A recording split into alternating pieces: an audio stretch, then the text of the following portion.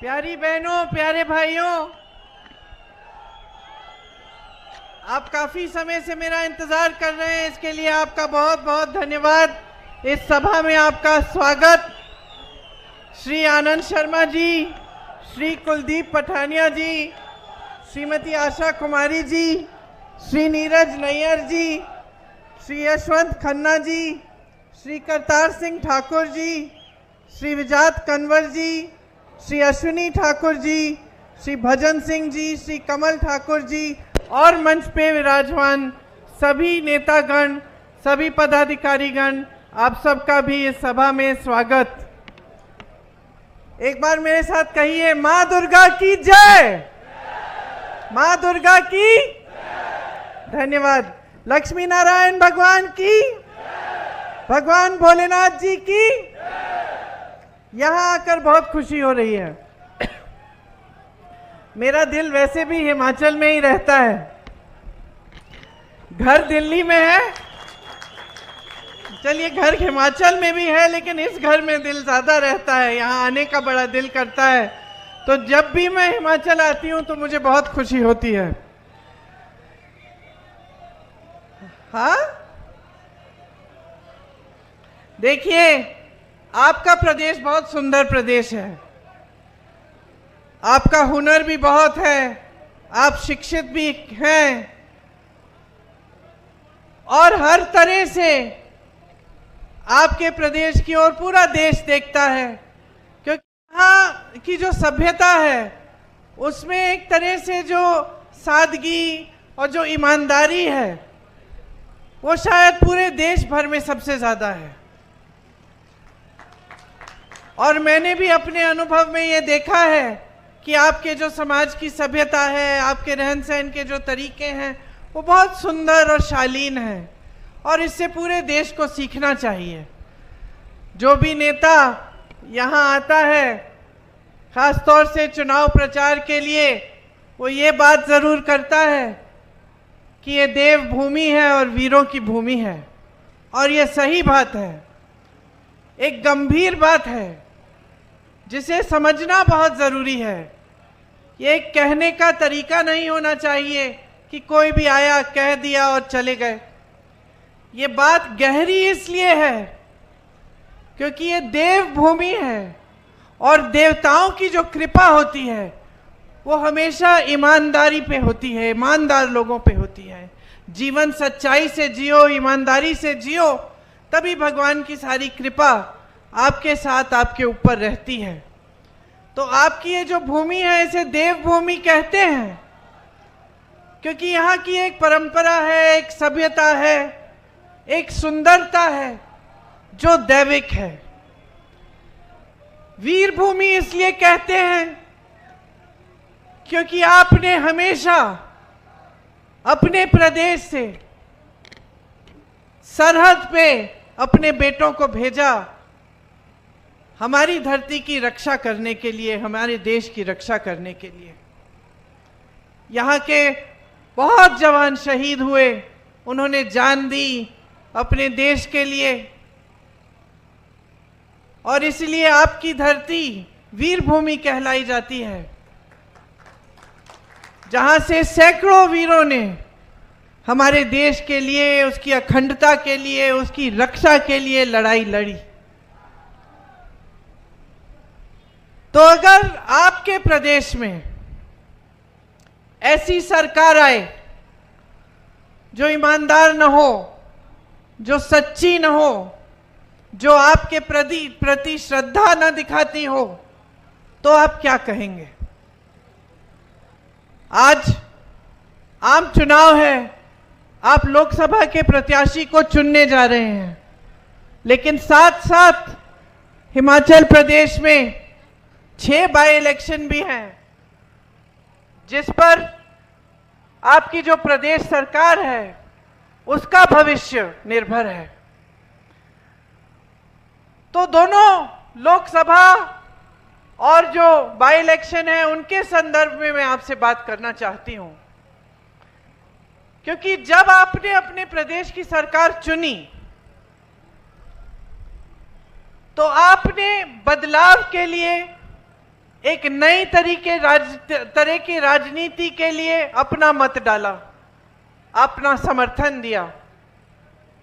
अब मोदी जी यहां आकर देवभूमि की बात करते हैं, देवताओं के नाम पर आपसे वोट मांगते हैं, लेकिन मोदी जी ने आपकी चुनी हुई सरकार का क्या किया? उन्होंने पूरी ताकत डाली, धन बल की ताकत, कि ये सरकार गिर जाए। सरकार आपने चुनी थी, सरकार लोकतंत्र के जरिए आपने चुनी थी, और मोदी जी ने पैसे दे देकर, भ्रष्टाचार सबके सामने करके हिमाचल प्रदेश की सरकार को गिराने की कोशिश की। क्या ये ईमानदारी की बात है? क्या आप इसको सच्ची राजनीति कह सकते हैं? क्या आप कह सकते हैं कि जो प्रधानमंत्री इस तरह की साजिश आपके प्रदेश की सरकार के खिलाफ करे, वो प्रधानमंत्री आपको सर्वोपरि समझते हैं? क्या आप कह सकते हैं कि उस प्रधानमंत्री जी के दिल में आपके लिए श्रद्धा है, अगर आपकी चुनी हुई सरकार के खिलाफ इस तरह की भ्रष्ट साजिश कर सकते हैं? तो ये समझना बहुत जरूरी है भाइयों और बहनों कि भाजपा के जितने नेता हैं, प्रधानमंत्री जी से शुरू होकर जो यहां के प्रत्याशी हैं उन तक जितने भी नेता हैं, उनका सिर्फ और सिर्फ एक मकसद है। वो मकसद है कि किसी भी हालत में सत्ता को अपने हाथों में रखें, चाहे सरकारों को गिराना पड़े, चाहे भ्रष्टाचार करना पड़े, चाहे विधायकों को घूस खिलाना पड़े, चाहे आपको गुमराह करना पड़े, चाहे भगवान का नाम लेकर आपका ध्यान भटकाना पड़े, कुछ भी कर लेंगे सिर्फ सत्ता के नाम से। सिर्फ सत्ता ही चाहते हैं और किसी भी तरह से उस सत्ता को रखने का काम करेंगे। तो ये एक तरह की राजनीति है बहनों और भाइयों, और इसका नतीजा आपने देखा है। ये जो अग्निवीर की स्कीम है, ये इसी राजनीति का नतीजा है, क्योंकि इस राजनीति के लिए जो मोदी जी और भाजपा के लोग करते हैं, इसके लिए धन बल की बहुत जरूरत होती है भाइयों और बहनों। बगैर धन बल के ऐसी राजनीति नहीं चल सकती, क्योंकि धन बल से ही खरीदना है विधायकों को, धन बल से ही ये मीडिया वाले जितने भी टीवी के चैनल हैं इनको चलाना है। तो धन बल की जरूरत होती है, और ये धन बल आता कहां से है? बड़े बड़े खरबपतियों से आता है। और जितनी भी नीतियां बन रही हैं आज, पिछले 10 सालों से इस देश में बनी हैं मोदी जी की सरकार में, वो सिर्फ बड़े बड़े खरबपतियों के लिए बनी है। इसीलिए अग्निवीर जैसी स्कीम आती है, जिसमें जो सेना में भर्ती होता है वो 4 सालों बाद वापस आ जाता है अपने घर और फिर से बेरोजगार बनता है, ताकि डिफेंस में भी बड़े बड़े खरबपतियों का हाथ हो। इसीलिए जब ओपीएस जैसी जो पुराना पेंशन है, जब ओपीएस की बात होती है तो मोदी जी की सरकार कहती है कि पैसे नहीं हैं, लेकिन जब बड़े बड़े खरबपतियों के कर्ज माफ करने होते हैं तो अचानक 16 लाख करोड़ रुपए जनता के पैसे, जनता के बैंकों से, सरकारी बैंकों से उपलब्ध हो जाते हैं। लेकिन पुराने पेंशन के लिए कहते हैं कि पैसे नहीं हैं। ये भी उसी राजनीति का नतीजा है जो सिर्फ सत्ता के लिए चलती है और सिर्फ बड़े बड़े खरबपतियों के लिए चलती है। आज हिमाचल के सेब के किसानों का हाल देखिए। तमाम कोल्ड स्टोरेज बड़े बड़े खरबपतियों को दे रखे हैं। तो जहां जहां सेब उगता है और कोल्ड स्टोरेज की जरूरत होती है, तो सेब का दाम कौन तय करता है? अडानी जी तय करते हैं, बड़े बड़े खरबपति तय करते हैं। तो सेब कब बिकेगा, कितने पे बिकेगा, आज वो तय करते हैं।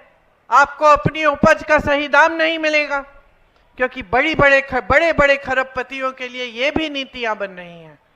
तो देखा जाए तो जितनी भी इनकी नीतियां हैं वो सब सिर्फ बड़े बड़े खरबपतियों के लिए हैं, और जनता महंगाई से जूझ रही है, किसान जूझ रहा है, मिडिल क्लास जूझ रहा है, यहां तमाम शिक्षित नौजवान हैं, लेकिन पूरे देश भर में इतनी बेरोजगारी बढ़ गई है कि जितने भी शिक्षित हों, रोजगार मिलने का नाम और निशान नहीं है। माता पिता चाहे जितने भी गरीब हों, जितने भी दूर दराज इलाके के हों, सब अपने बच्चों को आजकल शिक्षित करते हैं। सबसे पहला परिवार का मकसद यही होता है, बच्चा शिक्षित होगा, अच्छी नौकरी मिलेगी, अपने पैरों पे खड़ा हो जाएगा। लेकिन आज मोदी जी की देन है कि 10 सालों में जो बेरोजगारी बढ़ गई है वो 45 सालों में नहीं रही। 70 करोड़ नौजवान आज बेरोजगार हैं, 30 लाख सरकारी पद खाली पड़े हुए हैं। जिस तरफ आप देखिए उस तरफ इन्होंने संकट बढ़ा दी है, मुश्किलें बढ़ाई हैं, परेशानियां बढ़ाई हैं। हमने ओआरओपी की बात की, कांग्रेस इसे लाई, इन्होंने क्या किया? हम कहते थे 1 रैंक 1 पेंशन, ये कहते हैं 1 रैंक और तमाम अलग अलग पेंशन। आज अगर अग्निवीर शहीद हो जाते हैं तो उनको शहीदों का पेंशन भी नहीं मिलेगा।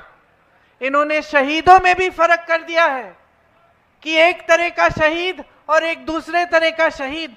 ये कैसी बातें हैं भाइयों और बहनों? आपको समझना पड़ेगा कि किस तरह से ये सरकार चला रहे हैं।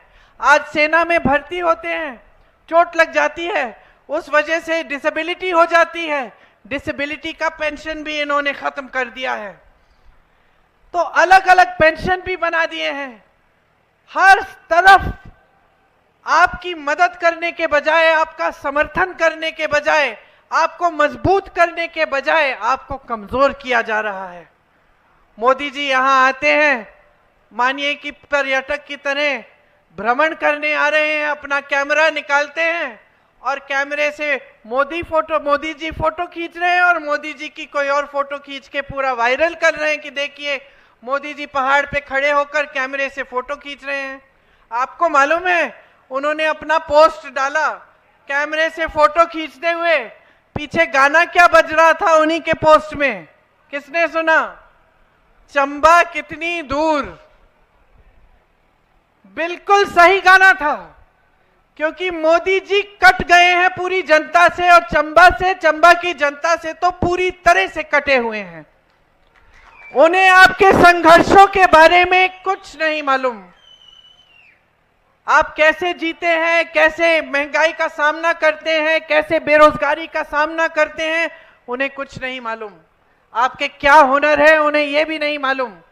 और आज जो परिस्थितियां उन्होंने देश में बनाई हैं, तो भाइयों और बहनों कोई बताएगा भी नहीं उन्हें। सब डरते हैं, उनके अधिकारी उनसे, उनके साथी डरते हैं, उनके मंत्री डरते हैं। जनता के बीच तो वो आते ही नहीं, कभी किसी किसान से नहीं पूछते कि आपकी क्या हालात हैं, कैसे जी रहे हो। कभी आकर किसी आपदा में भी एक बार पूछते नहीं हैं। यहाँ कितनी बड़ी आपदा हुई, मोदी जी कहते हैं कि ये उनका परिवार है, हिमाचल उनका दूसरा घर है। आए क्या आपदा के समय? एक बार आपको मुंह नहीं दिखाया। आपदा के समय आने की बात छोड़िए, एक पैसा राशि, एक पैसा नहीं भेजा इन्होंने केंद्र से। इतनी भी राशि नहीं भेजी कि जहां जहां आपदा हुई थी वहां मदद हो जाए। हमारी सरकार ने जितनी स्कीमें आपके लिए बनाई थी वो लगभग उस समय हमें रोकनी पड़ी, क्योंकि सरकार के सारे पैसे, सारी संपत्ति हमने आपकी जो आपदा में जो मुश्किलें हुई उनको आपको सहूलियत पहुंचाने के लिए, आपको राहत देने के लिए डाली। आपने खुद देखा कि सरकार के एक एक मंत्री, मुख्यमंत्री जी और सारे मंत्री नीचे आ गए, जमीन पे आए। कोई कहीं पे मदद कर रहा था, कुछ लोग फंसे हुए थे तो कोई किसी के घर जाकर देख रहा था कि नुकसान को कैसे हम कैसे राहत पहुंचा पाएं। जहां जहां दुख था वो पहुंचे।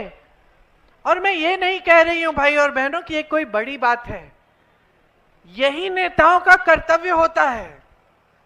आपदा के समय अगर आपके पास आए तो यही कर्तव्य होता है।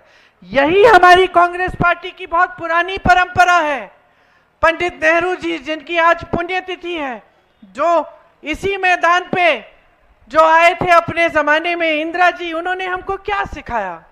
उन्होंने यही सिखाया कि नेता जनता का सेवक होता है, सेवा हमारा कर्तव्य है, आपदा के समय आपके पास आना है, आपकी मदद करनी है, किसी भी तरह से, जितनी भी राशि, जितनी भी तरह से हम मदद कर सकते हैं हमें करनी है।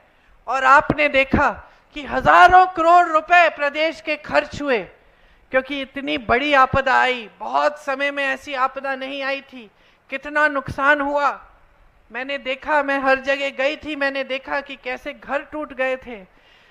एक परिवार में अभी तक मुझे याद है, एक परिवार के 6-7 सदस्य गुजर गए, मंदिर गए थे बच्चों को लेकर, और वहां 6-7 सदस्य गुजर गए। उस परिवार के बारे में सोचिए तो कितनी मुश्किलों का सामना आपने किया है बस अभी इन्हीं 1-2 सालों के दौरान। और इस पूरे समय में मोदी जी और मोदी जी की सरकार, ये सारे नेता जो आज आपके सामने खुशी से आकर आपसे वोट मांग रहे हैं, भगवान का नाम लेकर वोट मांग रहे हैं, ये कहां थे? इन्होंने क्या किया आपकी मदद के लिए? अपना कर्तव्य तक नहीं निभाया, उल्टा जो राशि आनी थी वो रोक दी।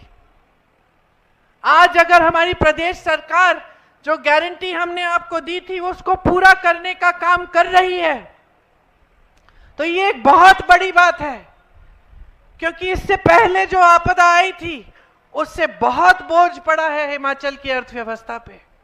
तो आप सोचिए भाइयों और बहनों कि इनकी नीयत क्या है, भाजपा के नेताओं की नीयत क्या है? क्या ये साफ नीयत है कि आप मुश्किलों में हैं, इतनी बड़ी आपदा आती है, इतना बड़ा संकट झेल रहे हैं, साल लगेंगे शायद सारी सड़कों की मरम्मत को करने में, जो जो टूटा उसको ठीक करने में, और जो गुजर गए उनके बारे में तो जीवन भर उनके परिवार के लोग उन्हें याद करेंगे और वो दुख झेलेंगे। लेकिन भाजपा के नेता, भाजपा की सरकार ने आपको नकारा, और सिर्फ राजनीति की वजह से नकारा, सिर्फ इस वजह से नकारा कि आपने कांग्रेस की सरकार चुनी थी, और उसके बाद उस सरकार को गिराने का काम भी किया, कोशिश बहुत की।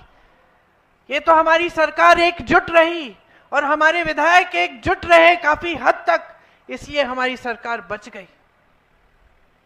लेकिन इनकी बस चलती तो आपकी चुनी हुई सरकार, वही मंत्री जिन्होंने आपदा में आपका साथ दिया, वही लोग चले जाते और एक नई सरकार लाते और सिर्फ सत्ता के लिए राज करते, आपका सिर्फ फायदा उठाते हैं, आपके सामने आकर आपको तरह तरह के झूठ सुनाते हैं। आनंद शर्मा जी बोल रहे थे इनके वादों के बारे में, कौन सा वादा इन्होंने पूरा किया? जितने वादे किए सारे वादे तोड़े हैं। इनकी बातें न गहरी हैं और न आप इन पे भरोसा कर सकते हैं, हल्की बातें हैं। आजकल आप खुद देख रहे हैं कि मोदी जी किस तरह की बातें कर रहे हैं, देश भर में जाकर कह रहे हैं कि कांग्रेस पार्टी के नेता आपकी भैंस चुरा लेंगे, आपके मंगलसूत्र चुरा लेंगे। कैसी बातें हैं ये? कांग्रेस पार्टी 55 सालों से सत्ता में रही, जानते हैं 55 सालों से कांग्रेस पार्टी सत्ता में रही, देश 70 सालों से आजाद रहा है। ये कहते हैं 70 सालों में कांग्रेस पार्टी ने कुछ नहीं किया, लेकिन जो 10 सालों में इन्होंने काम किया है, ये कहते हैं कि ऐसा कांग्रेस पार्टी ने कभी नहीं किया। एक हद तक सच है, कांग्रेस पार्टी ने बड़े बड़े सरकारी कारोबार कभी किसी बड़े खरबपति मित्रों को नहीं दिया।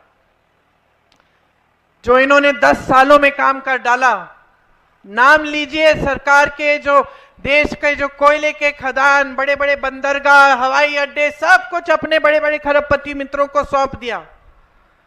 ये कांग्रेस पार्टी ने कभी नहीं किया। कांग्रेस पार्टी ने इस तरह से विधायकों को खरीद के सरकारें कभी नहीं गिराई, न कभी करेगी कांग्रेस पार्टी। कांग्रेस पार्टी 55 सालों के लिए सत्ता में रही, ये लोग हमको भ्रष्ट कहते हैं, ये लोग हमको भ्रष्ट कहते हैं। 55 सालों में कांग्रेस पार्टी इस दुनिया की सबसे अमीर पार्टी नहीं बन पाई और ना किसी ने प्रयास किया इसे बनाने का। मात्र 10 सालों में भाजपा इस दुनिया की सबसे अमीर पार्टी बन गई है। इसके बारे में क्या कहते हैं आप? कैसे बनी? कहां से आए ये पैसे? किसके पैसे हैं? 60,000 करोड़ रुपए सिर्फ अपनी पार्टी में इन्होंने पिछले 1-2 सालों से खर्चे हैं। और ये मैं नहीं कह रही हूं, एक रिपोर्ट आई है। और भ्रष्ट कहते हैं कांग्रेस पार्टी को, और भगवान के नाम पर आपसे वोट मांगते हैं। कौन से भगवान उतरकर आपको कहेंगे कि इस पार्टी को वोट दो या उस पार्टी को वोट दो? भगवान तो एक ही बात कहते हैं। सारे संतों ने, सारे महात्माओं ने, सारे भगवानों ने एक ही बात कही कि अपना जीवन सच्चाई और ईमानदारी से जियो, सत्य के पथ पर चलो। तो देवभूमि के मेरे भाइयों और बहनों, पहचान लो जो सत्य के पथ पर चल रहे हैं और जो असत्य के पथ पर चल रहे हैं उन्हें भी पहचान लो।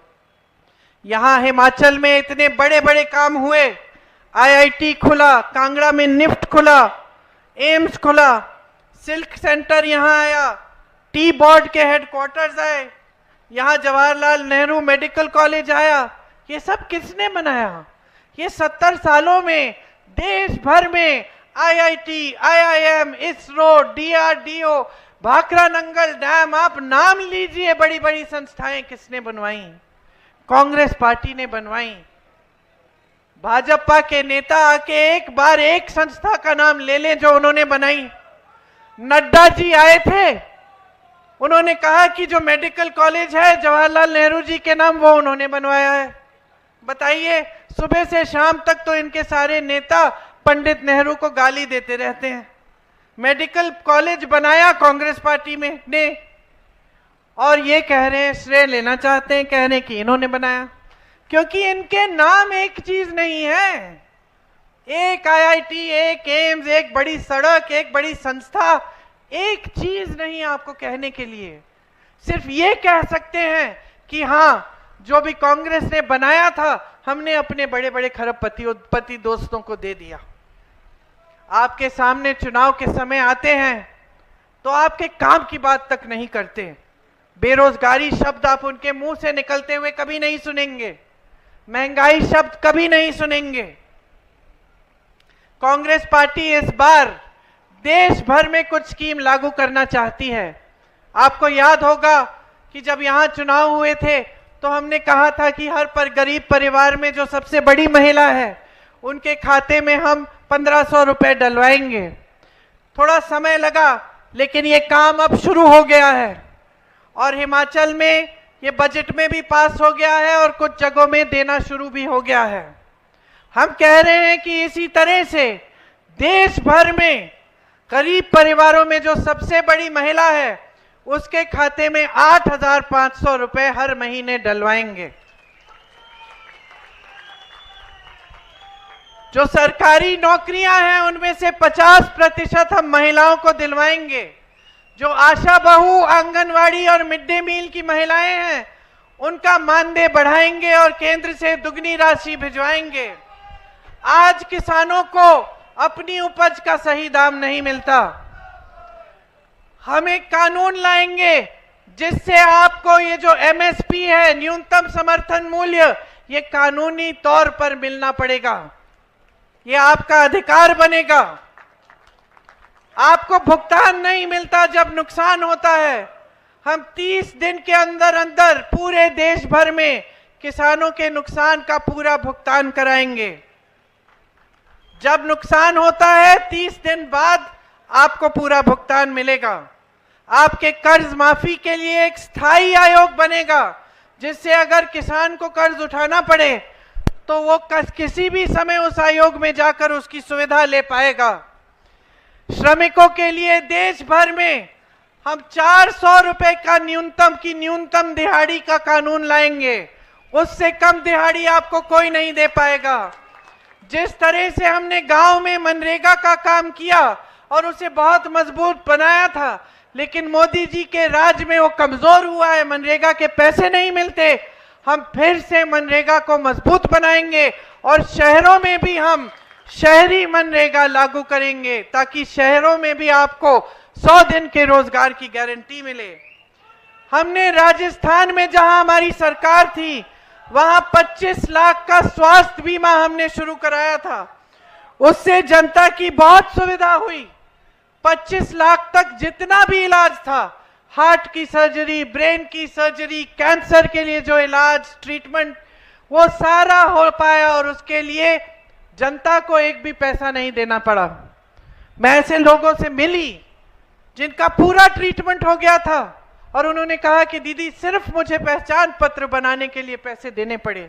ये कांग्रेस का काम है और यही काम हम देश भर में करना चाहते हैं कि देश भर में स्वास्थ्य बीमा लागू हो, 25 लाख तक आपका पूरा इलाज मुफ्त में हो।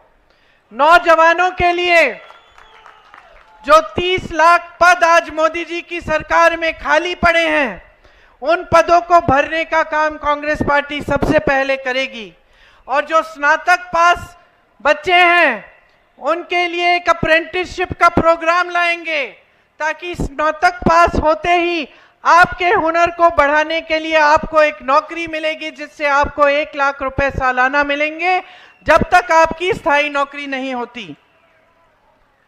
नौजवानों के लिए 5,000 करोड़ का एक फंड लाएंगे जिससे जो जो अपना छोटा कारोबार शुरू करना चाहता है, छोटा बिजनेस या स्टार्टअप, जैसे हिमाचल में हम स्टार्टअप फंड हमने बनाया है उसी तरह से देश भर में हम बनाएंगे ताकि आपको मदद मिले। आप शिक्षा के लिए अगर लोन लेते हैं, कर्ज उठाते हैं, तो शिक्षा के लिए जो भी कर्ज उठाएगा वो सारा कर्ज माफ होगा। और अगर किसी सरकारी नौकरी के लिए आप आवेदन पत्र के लिए आप फीस भरते हैं तो वो भी फीस हम रद्द कर देंगे, हटा देंगे। और सबसे बड़ी बात यह है कि जो अपनी अग्निवीर की स्कीम है इनकी, इसको हम पूरी तरह से रद्द कर देंगे।